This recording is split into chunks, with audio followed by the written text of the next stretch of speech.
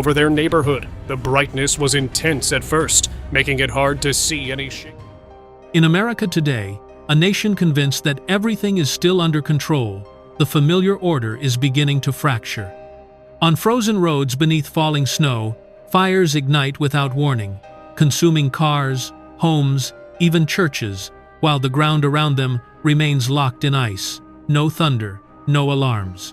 Just fire in the heart of winter.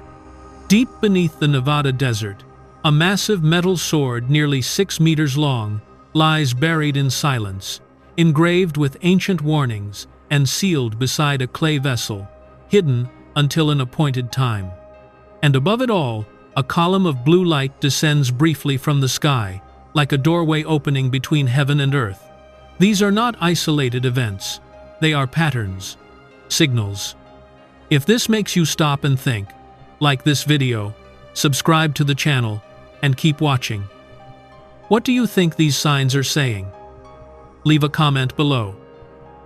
Amid roads still locked in ice and silence, fire erupted without warning. Snow lay thick on the ground, temperatures far below what would normally allow flames to survive, yet sudden bursts of fire tore through frozen streets. The blaze climbed upward into the night, bright and violent, as if the laws governing heat and cold had briefly been suspended. Witnesses stood still, stunned, watching fire rise from a world that should have been frozen solid. Homes were consumed first, wooden frames collapsing, windows exploding outward, roofs folding in on themselves. Cars followed, their metal bodies twisting under intense heat, tires melting, glass shattering. Even churches were not spared. Stone walls cracked, metal crosses warped, interiors reduced to ash. And yet, surrounding all of this destruction, the snow remained white, intact, untouched. It did not melt away in streams. It did not retreat from the flames. The contrast was surreal, fire raging at the center, winter holding firm at the edges. There was no lightning strike to explain it. No thunder rolled across the sky. Investigators found no clear gas leaks, no obvious electrical failures, no chain reaction that made sense. The fires did not arrive with warning sirens or storm clouds. They appeared suddenly, in silence, in the heart of the cold. Those who saw it firsthand struggled to describe what they felt. Many spoke not just of fear, but of confusion, an unsettling sense that something deeper was happening, as if earth and sky were momentarily colliding. Throughout Scripture, fire is never merely destructive. It is communicative. It signals presence, judgment, purification, and warning. In Ezekiel 38-22, God declares, "I will send fire down, and you will know that I am the Lord." Notably, this fire is not introduced by storms or lightning. It comes directly, deliberately, unmistakably. Fire, in biblical language, does not always explain itself. It announces that attention is required. That is what makes fire in the snow so unsettling. Cold represents stability, dormancy, a system at rest. Fire represents interruption, action, and exposure. When the two coexist unnaturally, it challenges assumptions about order and safety. It forces observers to ask whether they are witnessing coincidence or confrontation. Not every fire is a sign, but not every sign announces itself with comfort or clarity. Modern society is quick to demand explanations that restore normalcy. We search for causes that allow us to move on, to reassure ourselves that nothing has changed. But moments like these resist easy resolution. They linger. They unsettle. They whisper the possibility that systems we trust may not be as stable as we believe. When fire breaks out in freezing cold, the question is no longer simply, why did it burn? The deeper question becomes harder to ignore. Is this just a rare accident, or a warning meant to interrupt our certainty? If the familiar order is beginning to fracture quietly, unexpectedly, are we willing to notice? And more importantly, are we willing to listen? After fire comes water. What arrived next was not a gentle rain, but a deluge, described by officials as a 1 in 2 0.00-year storm, far exceeding forecasts and overwhelming systems designed for far milder conditions. Streets turned into rivers, drainage failed, and the ground already hardened could not absorb what fell from the sky. In Scripture, water is never neutral.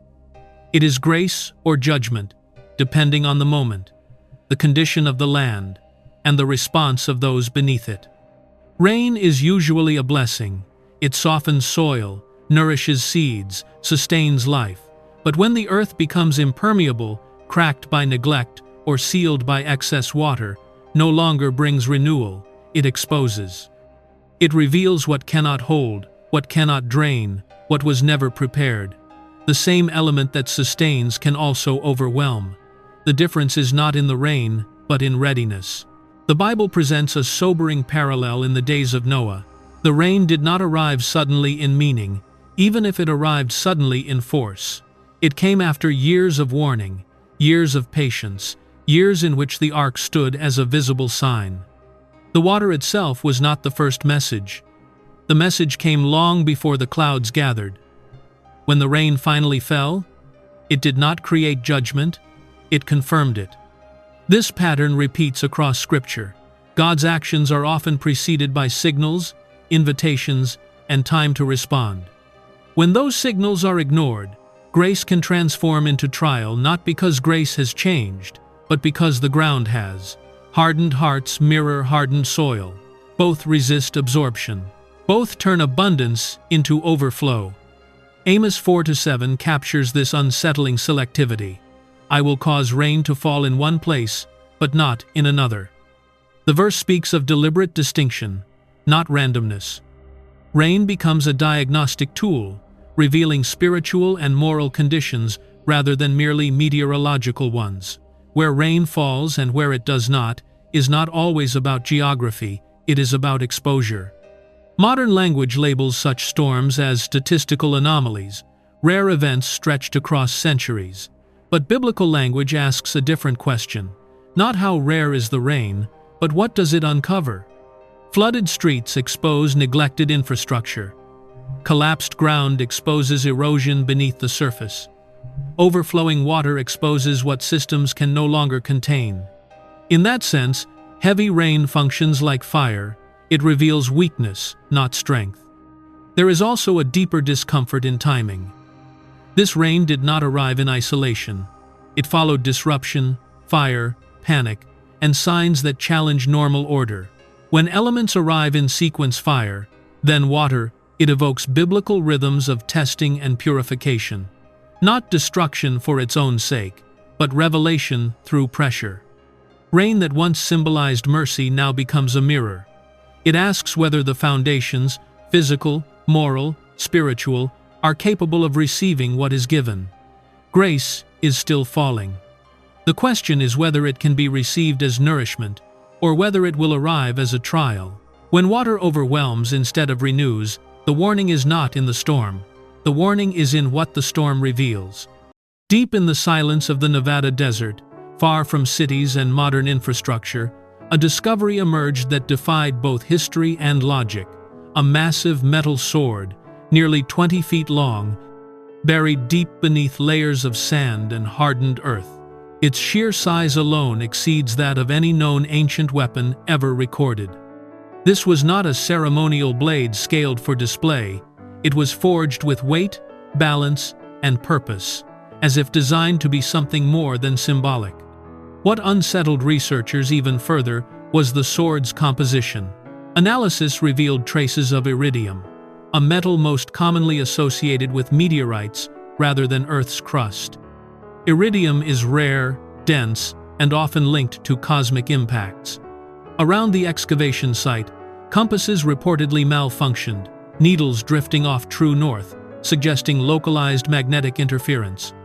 Instruments behaved unpredictably, as if the object itself disrupted the surrounding field. For a weapon buried for an unknown length of time, it appeared strangely resistant to corrosion, its surface preserved in a way that raised more questions than answers. Engraved along the blade were markings that intensified the mystery. Scholars identified what appeared to be ancient Hebrew and Phoenician script languages separated by time, geography, and culture, yet coexisting on the same object. The inscriptions were not decorative. They carried the tone of a warning, carefully etched, deliberate, and solemn. While interpretations vary, the message conveyed urgency rather than celebration, caution rather than conquest.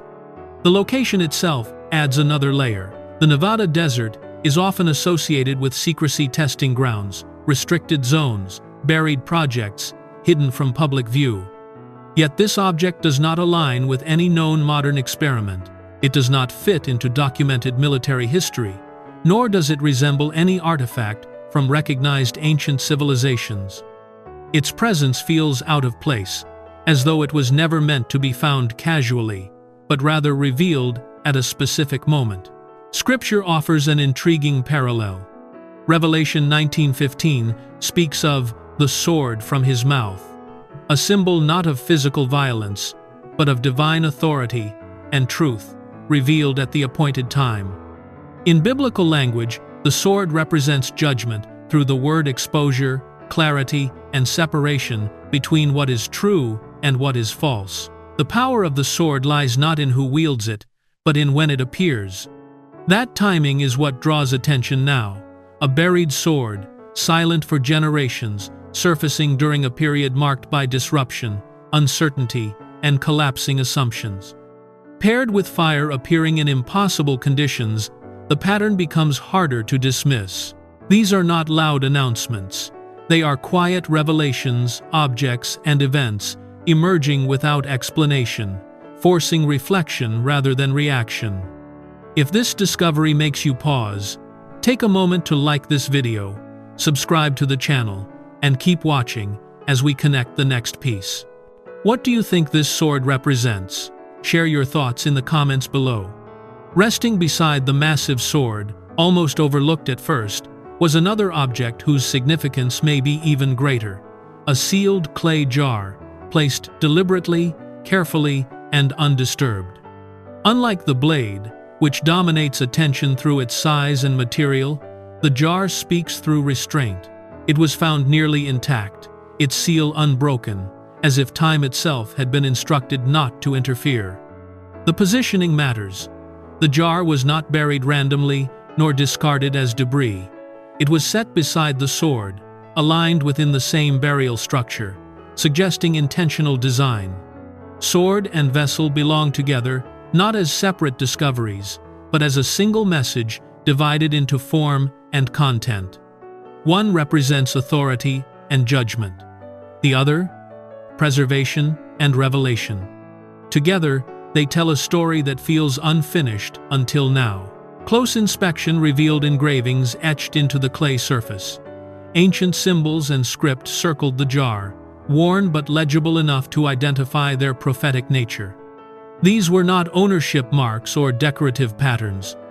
The language carried structure, repetition, and symbolic weight characteristics consistent with texts meant to be read carefully, not casually. Scholars noted that the script did not appear rushed or crude. Every line was deliberate, as if written with the knowledge that it would not be read for a very long time. What stands out most is the seal itself. Ancient jars were often sealed to preserve contents, scrolls, oils, or sacred texts, but seals were meant to be broken within a generation or two. This jar, however, remained closed, protected from collapse, erosion, and contamination. It appears to have been sealed with the expectation of delay, not use. The message inside was not meant for the hands that buried it. This directly echoes a striking biblical parallel. In Daniel 12:4, the prophet is told, "Shut up the words and seal the book until the time of the end." The instruction is clear.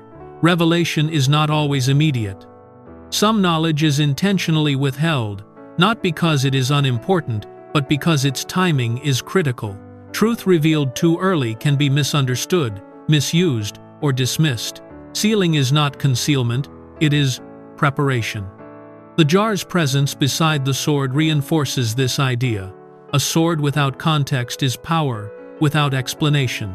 A sealed word without timing is truth without impact.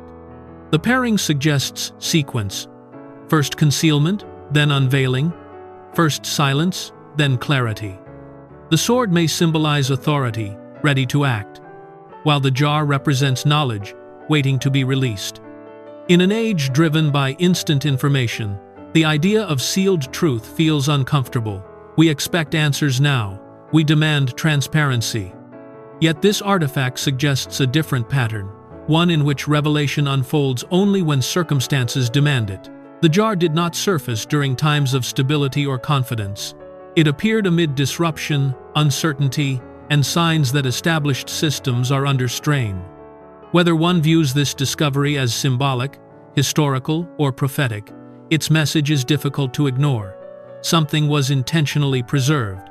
Something was meant to remain hidden. And now, for reasons not yet fully understood, it has emerged. The question is no longer whether the jar contains meaning, but whether we are living in the moment it was sealed for. Without warning, a vertical column of blue light poured down from the night sky, cool, focused, and unnervingly precise. It did not scatter or flicker like lightning, nor did it glow outward like a lamp. Instead, it descended straight down, forming a clear axis, as though a line had been drawn between heaven and earth. Those who witnessed it struggled for words. The light felt intentional, not accidental, as if something had briefly opened and then closed again. What unsettled observers most was its stillness. Natural light phenomena tend to move, pulse, or dissipate. This did none of that. It remained fixed, bounded, almost architectural, as though it occupied a defined space rather than illuminating one. The sensation was not merely visual. Witnesses described a sudden awareness, a feeling of being observed rather than observing, of standing at the edge of something not meant to remain open for long. Scripture consistently associates light from heaven with revelation. In Revelation 4:1, John writes, "Behold, a door is opened in heaven," introducing a moment when divine realities are briefly unveiled. In Luke 2:9, the glory of the Lord shines around the shepherds, not to guide their path, but to announce a divine intervention that alters history. Heavenly light, in biblical language, is not decorative. It signals transition, an unveiling of what was previously hidden. The blue column evokes imagery long associated with thresholds, gates, doors, and boundaries between realms. Throughout biblical tradition, heaven is not portrayed as distant, but as veiled present, yet unseen. When light descends vertically, it challenges the assumed separation between the visible and the invisible. It suggests fragility in that boundary, a moment when the unseen presses close enough to be noticed. Importantly, this light did not illuminate roads, buildings, or landscapes. It did not clarify direction or offer guidance in the usual sense. Its purpose did not seem to be practical. Instead, it demanded attention upward. The posture it invited was not movement, but awareness. Not action, but recognition. In Scripture, moments like these often precede calling, judgment, or revelation, not comfort. That distinction matters. We often expect signs to explain themselves, to arrive with instructions attached. But biblical signs rarely do. They provoke questions before they provide answers. They disrupt routine before they reveal meaning. The column of light did not say, "Go here." It asked, silently, "Are you watching?" The imagery recalls ancient descriptions of the gates of heaven, places where divine presence intersects human awareness. These are not permanent openings. They appear briefly, then withdraw, leaving behind the weight of having been seen. Such moments force a shift in focus, away from the ground, away from explanations, toward the heavens. If this light was not meant to illuminate a path, then whom was it meant to call? And if the boundary between heaven and earth truly thinned, even for a moment, the more unsettling question follows. When the gates seem to open, are we prepared not to look around for answers, but to look up and respond? Without warning, the mountains emptied. Monkeys that had lived their entire lives within forests and rocky slopes suddenly poured into residential areas, swarming streets, yards, and rooftops in visible panic. This was not migration. It was not curiosity. It was flight. They did not move with purpose or direction, but with desperation, running as if something unseen was driving them forward. Their behavior defied instinct. Wild animals follow patterns refined over generations, but this time there was no order. The monkeys screamed loudly, collided with walls, leapt over fences, and dashed through human spaces without hesitation. Their eyes reflected confusion and fear, as though the terrain that once protected them had become hostile overnight. Forests and mountains, normally places of safety, were suddenly abandoned, as if they no longer offered refuge. People watched in stunned silence. Such behavior is rare, and when it happens, it usually comes with a clear cause. Animals are known to flee before earthquakes, volcanic eruptions, toxic gas leaks, or major environmental disturbances. They sense vibrations, pressure changes, and chemical shifts long before humans do. But this time, there were no tremors, no sirens, no visible disaster unfolding. The escape had no announcement, no explanation, only urgency. This is what made the scene unsettling. The monkeys were not reacting to something already happening. They appeared to be responding to something imminent. A threat not yet visible. A disturbance not yet measured. Their panic suggested that whatever they sensed was not localized, but overwhelming enough to override every survival pattern they knew. Scripture offers a sobering perspective. Romans 8:22 states, "All creation groans." The verse speaks of a world that reacts to imbalance, decay, and approaching judgment. In biblical understanding, creation is not passive. When humanity fails to recognize the signs, creation responds first, groaning, shaking, fleeing, as if bearing witness to pressures beneath the surface of reality. Throughout history, animals have often served as early indicators of disruption, but in prophetic language, their behavior carries symbolic weight as well. When animals abandon their habitats without cause, it suggests that something fundamental has shifted. Safety has been redefined. Boundaries have weakened. What once sustained life now repels it. The silence surrounding the event only deepened the unease. There was no official explanation that fully accounted for the scale or intensity of the reaction. No single environmental factor could explain why entire groups fled at once, in broad daylight, into spaces they instinctively avoid. The absence of answers left observers with a lingering question. What did the animals sense that humans could not? This moment forces reflection.